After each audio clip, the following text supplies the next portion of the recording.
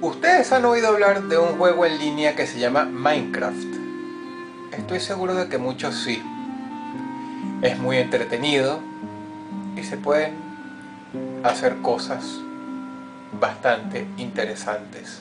Pero lo importante es que además se pueden ver cosas muy particulares, en especial si tú eres de los que pasa mucho tiempo en este juego.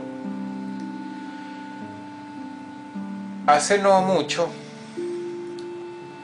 un usuario había creado un mapa bastante grande y estaba construyendo.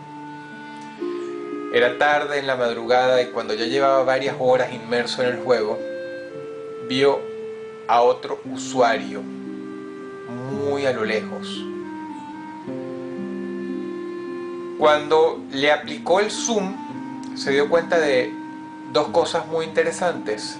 La primera es que este usuario no tenía ojos, o por lo menos el carácter que aparecía en la pantalla no parecía tener pupilas. La cuenca de los ojos, de los globos oculares, estaban vacías completamente.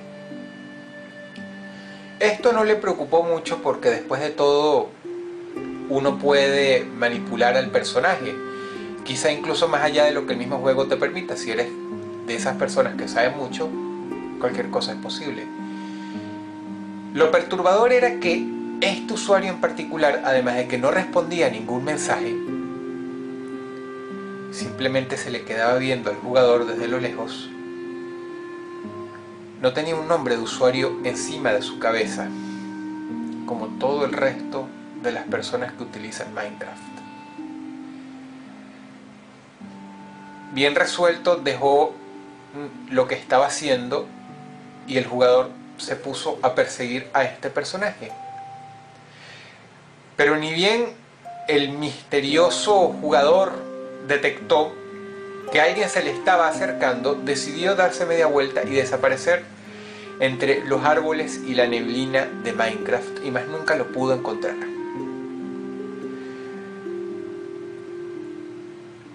El jugador siguió trabajando en lo suyo, pero no pudo olvidar esto, así que bien resuelto fue a los foros de Minecraft y preguntó por este extraño personaje y lo describió tal como yo se los he descrito a ustedes. La órbita de los ojos vacía y sin nombre de usuario. ¿Cuál fue su sorpresa? De que a los 5 minutos su mensaje fue borrado. No entendió por qué, así que volvió a subir la pregunta, pero esta fue borrada todavía más rápidamente. Y además recibió un mensaje privado. El mensaje privado venía de parte de un moderador que simplemente le puso la palabra stop, detente en inglés. Y con mucha razón, este jugador de Minecraft se lo tomó como una amenaza y no volvió a subir más el mensaje. Pero más tarde, durante esa noche, recibió otro mensajito privado de parte de un usuario que le dijo que también había visto a este personaje e incluso le describió cosas que él no recordaba, aparte de la órbita de los ojos vacía y que no tenía nombre de usuario, como por ejemplo el color de la indumentaria. Se lo tomó muy en serio, pues esto fue prueba suficiente para determinar de que no le estaban echando broma. En verdad había visto a este misterioso jugador. Y no solamente eso, sino que la persona que lo había contactado tenía datos de otras personas, muy pocas, que habían visto exactamente lo mismo. Y le dijo, mejor vamos a hablar por mail, porque los moderadores pueden ver los mensajes privados nuestros. Y aunque no sea una regla tipificada, está completamente prohibido hablar de eso en el foro.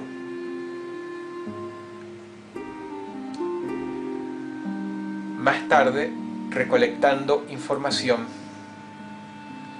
nuestro jugador supo que el personaje misterioso de ropa amarilla, pantalones marrones y con rasgos faciales extraños pertenecía al hermano del creador de Minecraft, que se llama Notch. o por lo menos ese es su nickname. ¿Cómo lo saben? Simple, porque antes de que su nickname no se pudiera ver, ese mismo muñeco pertenecía a un usuario de nombre Herobrine, y en efecto era un sueco que a la vez es el hermano de Notch, que también es sueco. Por lo tanto, decidió agarrar el toro por los cuernos nuestro jugador y le mandó un correo electrónico a Notch preguntándole sobre el personaje en cuestión. Pero decidió ser prudente, no le habló de nada del foro, ni le habló tampoco de detalles particulares, simplemente le dijo que si él conocía a un tal Herobrine. Y también describió las características de su personaje. Tardó mucho en recibir una respuesta porque obviamente el señor Notch es un hombre muy ocupado, pero finalmente llegó a su bandeja de entrada. El mensaje fue muy corto, muy parco y muy simple.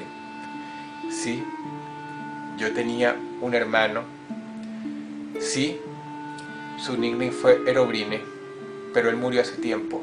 Él ya no está entre nosotros.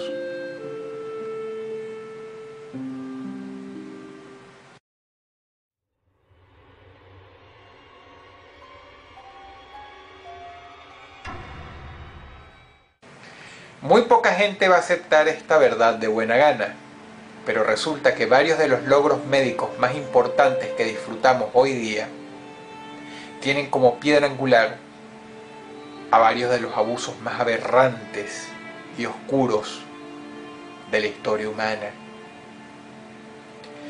El doctor Joseph Mengele, arropado bajo el poderosísimo manto nazi, no fue sino la punta del iceberg. La patrulla 731 en Japón, cuyos logros médicos aún se disfrutan hoy día, fue famosa por mutilar, brutalizar y destruir incontables vidas de chinos, rusos e incluso occidentales que tuvieron la infinita desgracia de ser capturados por las tropas japonesas durante la Segunda Guerra Mundial. Si estamos hablando de verdades odiosas, también vale mencionar otra. Y es que pocas veces se han visto tantos progresos en tan poco tiempo como durante las guerras, pues obligan a las naciones a superarse por las malas. Cuando Hitler fue derrotado, dos superpotencias se disputaban la supremacía del planeta Tierra. ¿Y quieren saber algo?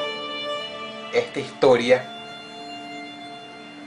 es parte de esas atrocidades que se cometieron bajo el secretismo de sus gobiernos durante la era de los años 50. En un oscuro y profundo laboratorio norteamericano estaban investigando la muerte humana en su sentido más llano, más simple y más puro. Sabían, pues, que los seres humanos mueren a diferentes edades y de distintas maneras, unos enfermos, otros por accidentes, otros por causas naturales.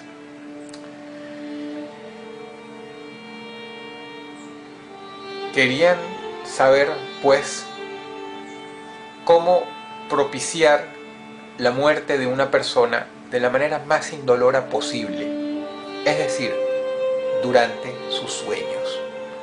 La persona que muere en sueños se le considera muy afortunada. La gran mayoría muere por infartos o por el cáncer, pero, o por lo menos hasta hace poco se creía que quien moría en sueños lo hacía de manera diáfana y sin sentir absolutamente nada. Así que este laboratorio logró conseguir a una multitud de personas que nadie extrañaría, todos mayores de 85 años, vagabundos, errantes. Los bañaron, les dieron de comer y simple y llanamente los hicieron esperar, no curando del todo sus enfermedades, pero procurando que estuvieran dormidos para cuando llegara el momento final. Ya dije que era una época de grandes avances médicos, así que por primera vez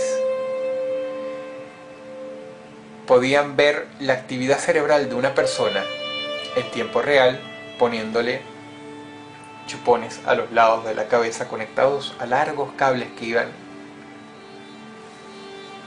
a computadores. ¿Cuál fue la sorpresa de que cuando las primeras personas murieron, los médicos vieron que los encefalogramas de los durmientes tiraban picos en la impresora con la aguja muy altos, muy agresivos,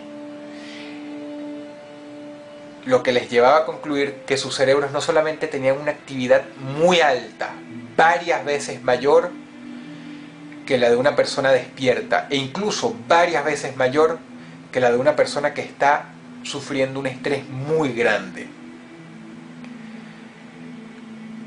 Ellos consideraron que eran pesadillas, pero se aterrorizaron mucho al ver que estas pesadillas no fueron coincidencias de dos personas. Más tarde murió otra, y como se aseguraron de que estuviera soñando en el momento de su desenlace final, se dieron cuenta de que los resultados de la aguja también tiraban picos altísimos. Se dieron cuenta de que las personas en sus sueños, cuando mueren, sufren de una manera terrible. Hicieron la prueba y resultó positiva, es decir, pasó exactamente lo mismo con otras 4 personas más, hasta que finalmente tomaron la determinación de revivir a alguien que estuviera muriendo en sus sueños. Es decir, lo tenían que despertar, pero a la vez lo tenían que estabilizar. Así que prepararon un equipo médico enorme y sin muchas esperanzas esperaron al día en que la persona seleccionada, que estaba muy enferma, muriera. Se encontraba durmiendo por medio de químicos y finalmente empezó. Ta, ta, ta, ta, ta, ta. La impresora comenzó a lanzar picos altísimos de actividad cerebral. La pantalla estaba completamente roja con la imagen fantasmal del cerebro. El equipo médico se volcó sobre el pobre anciano, le inyectaron varias cosas, lograron revivirlo, lograron despertarlo. Pero fue completamente en vano, pues cuando llevaba segundos de estar despierto, sufrió de un infarto cardíaco y quedó fulminado. Uno de los científicos jamás va a poder olvidar lo que susurró el anciano antes de morirse, cosa que lo llevó a cancelar el proyecto para siempre y dejarlo dormido en un oscuro laboratorio a través de archivos incontables. El anciano le dijo: muérete antes de dormirte. No se sabe nunca qué vio.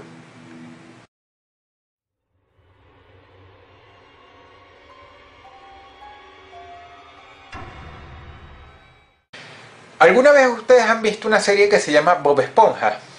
Yo sí, y les confieso algo, me gusta mucho. La considero una especie de Ren y Stimpy para chicos. Creo yo, considero que tiene un estilo parecido. Respecto a Bob Esponja, hay una historia que ha recorrido el internet y que se ha hecho muy famosa. Una leyenda terrible que incluso ha derivado en otras más pequeñas, en otras series, pero se considera que la única auténtica es esta. Era la temporada 3 y ya habían estrenado la película. Por lo tanto, los creativos del canal, todos personas muy jóvenes, estaban secos de ideas y además tenían otro fardo muy grande encima. Tenían que remodelar un poco la estética del show. Pues de acuerdo a reglas de marketing, ya se estaba haciendo un poco viejo. Habían pasado 3 años desde el estreno de la animación y ya era hora de darle un toque distinto, más adaptado al tiempo que corría. Bien. Decidieron volver a los orígenes. Y cuando uno vuelve a los orígenes, vuelve a los episodios piloto. Produjeron 3. Ninguno particularmente gracioso, pero cuando estaban todos reunidos en la pequeña sala con un gran televisor, pantalla plana, plasma, empotrado a la pared, decidieron insertar el último CD. El episodio empezaba así: el suicidio de Calamardo. El jefe consideró esto una broma de mal gusto, pues como ustedes saben, cuando diriges o produces material que está enfocado a los niños, tienes que tener cuidado de decir ciertas cosas, ciertas palabras son prohibitivas. Por ejemplo, la palabra cáncer está prohibida en una animación. Y aunque suicidio no estaba particularmente tipificada como una palabra prohibida, es obvio que no se podía utilizar. Pero lo consideró como algo que no se pudiera arreglar. El show podría ser, el episodio podría ser llamado de cualquier otra manera, así que lo dejaron correr. ¿Cuál fue la sorpresa de ellos de que esta entrega en particular iba a ser muy sorpresiva, pero por todas las causas equivocadas? Empieza Calamardo practicando con el clarinete en su cuarto. Gira la cabeza, ve por la ventana a Bob Esponja, que está allá abajo, y le dice: Calamardo, nos vemos en el concierto de esta noche. La escena corta muy bruscamente, incluso de una manera amateur, y ya está Calamardo en la tarima, y lo miran miles de habitantes del pueblo, peces, caracoles, de todo. Los que vean esta animación saben a qué me refiero. Empieza a tocar el clarinete con una melodía muy triste. Pero más temprano que tarde sucede algo extraño, y es que la gente lo empieza a abuchear, pero no de una manera graciosa, caricaturesca, como la que estamos acostumbrados, no, de una manera cruel, ruin, perversa. Es difícil de describir. Incluso Bob Esponja se salió del personaje completamente y estaba abucheando a Calamardo.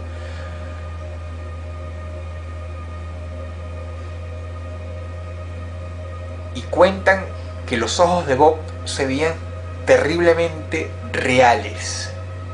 Así como los ojos de Patricio, de Arenita, de Don Cangrejo, de todo el resto del elenco. Ojos muy reales, y aunque no se podía escuchar muy bien qué decían exactamente, tú podías saber que era horrible, porque los rostros de ellos estaban muy arrugados, con expresiones de rabia muy profunda.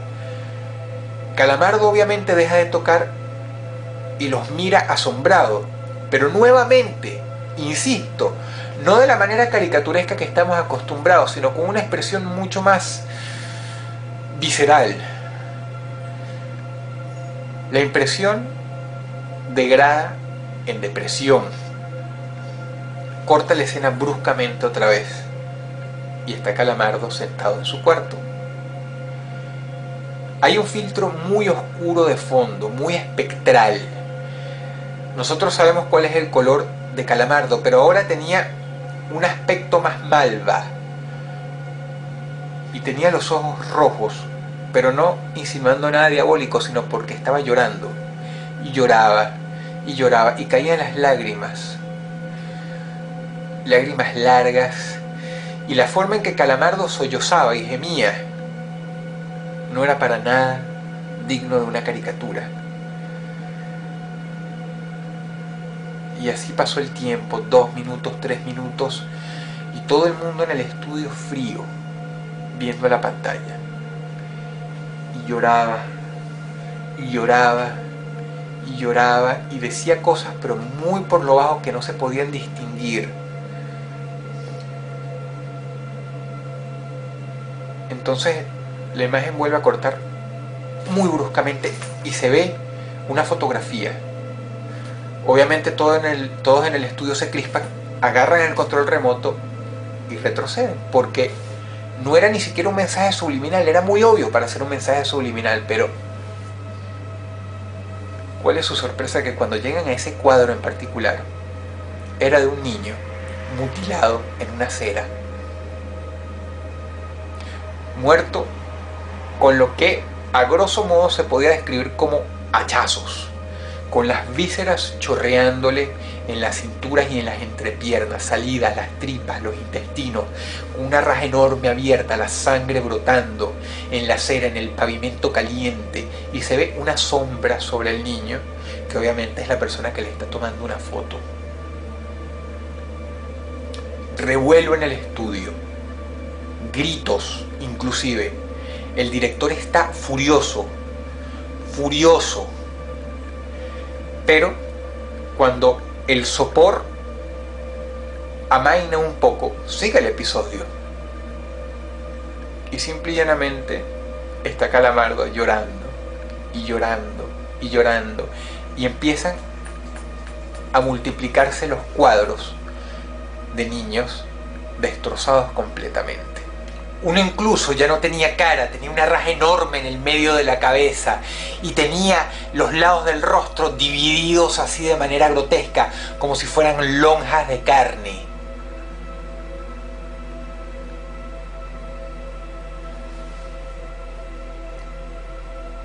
Y luego todo vuelve a lo mismo, al rostro de Calamardo, pero esta vez él ya no está llorando.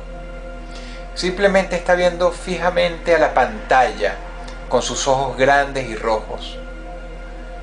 Y así se queda por un rato ante el silencio sepulcral del estudio, como si se estuvieran viendo mutuamente animación y realidad. Escuchan que de los parlantes sale una voz muy gruesa que dice "Do it", que significa hazlo. Y finalmente Calamardo coge una escopeta y se vuela la tapa de los sesos. Fragmentos de carne, huesos, materia gris y sangre tan espesa que parece negra cubren la pantalla. Y el episodio termina tan abruptamente como empezó. Reúnen a todo el equipo responsable de la animación en el estudio. Pero por más severos que son, nadie se atribuye la creación del mismo. Nadie toma para sí la responsabilidad de ese episodio piloto, que sencilla y llanamente apareció en una caja puesto junto con los demás. La cuestión degenera con mucha rapidez y llaman a la policía, puesto que no saben si las fotos de esos niños las sacaron simplemente de internet, que es lo que quisieran creer, o si en verdad alguien las tomó. Pero cuando llega la ley y revisan y buscan y se empapan del tema, pasan las semanas y concluyen en dos cosas. La primera es que no hay pruebas de que nadie haya creado esa animación en el estudio, puesto que hacer un show, incluso si se trata de un capítulo, no es algo fácil. Se necesita un equipo entero y los recursos del canal para ello, pero no pueden probar que nadie lo hizo, incluso si fuera una sola persona, que ya de por sí es muy improbable. Y en segundo lugar, nadie reportó a ningún niño desaparecido y nadie supo de ningún infante asesinado, ni en las últimas semanas, ni en los últimos meses, ni tampoco en los últimos años, por lo menos no como se mostraban en las fotos. Determinaron que eran reales, pero no encontraron a nadie desaparecido.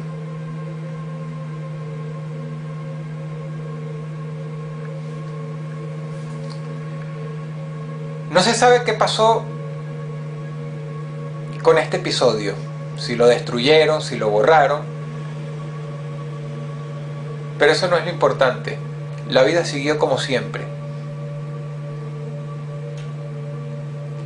Todo esto no es, pues, sino el simple testimonio de un interno que asegura haber visto lo que vio: el suicidio de Calamardo.